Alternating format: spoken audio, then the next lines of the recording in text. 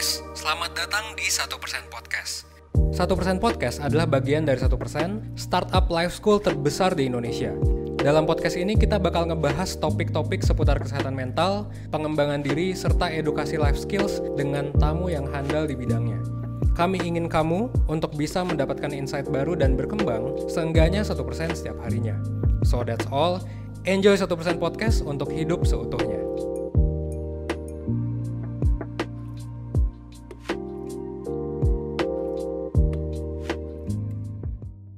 Ketika gue bikin video ini dan ketika gue di kantor juga ya saat bekerja, gue ngelihat banyak banget sih orang-orang, ya baik itu calon-calon pekerja yang apply ke 1% maupun orang-orang 1% juga ya, itu tuh mengalami sebuah dilema gitu. Apalagi ini buat fresh grade ya, dilema setelah lulus. Nah jadi gue ngelihat ada dilema setelah lulus, dilema buat fresh graduate yang mana banyak orang yang bingung apakah nyari kerja itu harus nyari pengalaman ataukah harus nyari kerja yang sesuai passion, sesuai minat, atau justru nyari kerja yang gajinya tinggi. Jadi ada yang bilang bahwa ya gajinya harus tinggi aja, ada yang bilang bahwa ya udah ikutin passion aja biar nanti happy.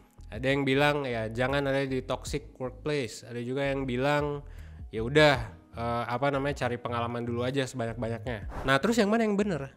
Nah setelah gue lihat ternyata yang paling bener itu adalah ya cari pengalaman dulu aja, apalagi ketika lu masih muda. Kenapa? Karena cari banyak pengalaman bakal mengoptimalkan fase sampling period.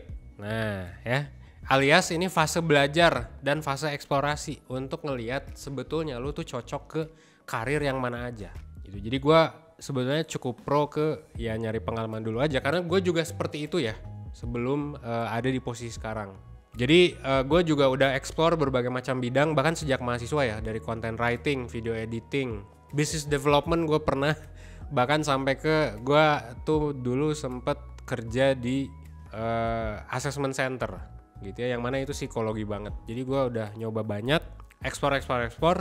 Nah ini juga sama, saran gue lu explore terus lu pilih satu yang sebetulnya cocok dengan lu, atau mungkin lu gabungin semuanya, lu pilih tuh yang itu. Nah, dan gue akhirnya memutuskan untuk ya bekerja kayak sekarang gitu. Jadi gue fokus di konten, gue juga punya gelar CHRP ya, Certified Human Resource Professional, HR juga gue tetap fokus. Gue juga mulai merambah ke ya keuangan ya, ke personal finance. Nah yang jadi masalah adalah gini, gue juga sadar dan teman-teman semua mungkin sadar ya, bahwa nggak semua perusahaan itu bisa memfasilitasi development karyawannya, termasuk lu. Makanya ada 5 aspek yang bisa lu pikirin nih ketika lu masuk ke sebuah perusahaan. Pertama adalah optimal working condition. Nah optimal working condition adalah ya ketika lu bisa bekerja dengan kondisi optimal di perusahaan tersebut, dan perusahaan itu juga ngedukung lu untuk bekerja jadi optimal.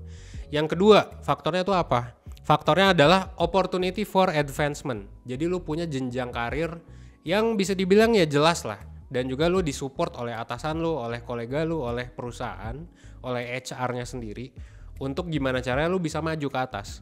Nah yang ketiga adalah workload dan stress level. Nah workload dan stress level ini gimana caranya? Nah ini menarik nih, jangan sampai terlalu rendah, jangan sampai terlalu tinggi sampai burnout. Nah jadi kalau terlalu rendah kan bosen ya, kalau terlalu tinggi burnout, stres gitu. Nah lu harus bisa yang tengah biar nanti performance-nya bisa optimal. Yang keempat, nah ini respect from coworkers. Jangan sampai nanti ketika kerja lu sikut-sikutan ya, lebih banyak politiknya dibandingkan kerjanya dan lain sebagainya gitu. Nah ini harus dihindari perusahaan-perusahaan yang lebih banyak politiknya, lebih banyak gosipnya dan lain sebagainya gitu ya. Mungkin kita bisa bilang ini toxic gitu kan. Terus yang kelima adalah relationship with supervisors. Nah jadi gimana caranya lu punya relationship yang baik sama supervisor lu gitu ya. Gue juga pernah punya pengalaman di beberapa perusahaan, ada beberapa atasan yang sampai sekarang masih gue kontak, bahkan kerja sama secara bisnis, tapi ada juga yang enggak gitu ya. Dan silakan pilih yang memang perusahaan yang bisa nyediain ya relationship with supervisors, karena jujur koneksi dengan supervisor itu sangat ngebantu ya. Itu nggak jarang supervisor itu bisa ngasih kita kerjaan tambahan, ngasih kita freelance tambahan, kayak John nih ya di depan videographer gitu. Sama bos sebelumnya sering kasih kerjaan tambahan, bahkan sama gua gitu ya. Gue juga kan dulu ketua BEM, John wakil ketua BEM. Gua pas John belum masuk 1% tuh gue kasih kerjaan juga.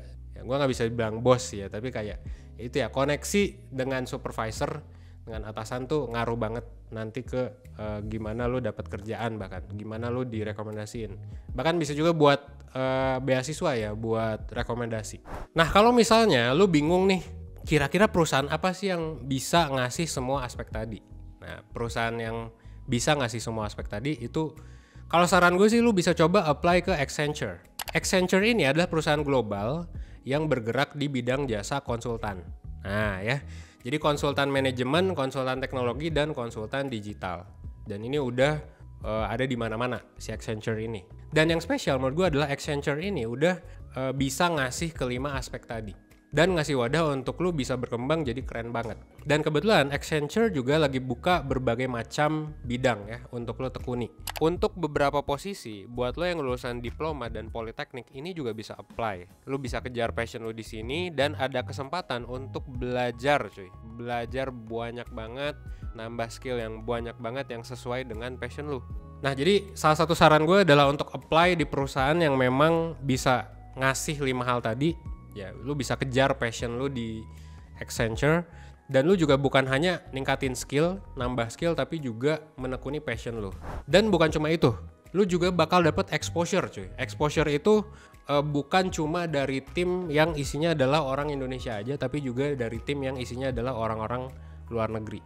Ya, jadi klien-klien ini tuh nggak cuma dari Indonesia, tapi nanti lu bakal melayani klien-klien luar juga. Dan saran gue sih, lu nggak usah minder ya, gitu. Jadi mungkin banyak yang bilang, wah gue ngerasa nggak punya skill buat jadi konsultan, gue ngerasa nggak sanggup dan lain sebagainya. Lu nggak usah khawatir, karena di Accenture ini ada program yang namanya adalah Talent Advancement Program. Itu apaan sih? Nah, di Talent Advancement Program lu bakal diasah untuk jadi konsultan yang baik. Jadi ada pelatihannya sesuai dengan nanti spesialisasi atau skill yang udah lu punya dan lu pengen tekuni ke depannya. So, gimana? Lu tertarik nggak untuk gabung di Accenture? Yuk, buruan ya, explore kerjaan dan skill yang lu mau di karirpc@accenture.com atau di Instagram di Accenture_Indonesia.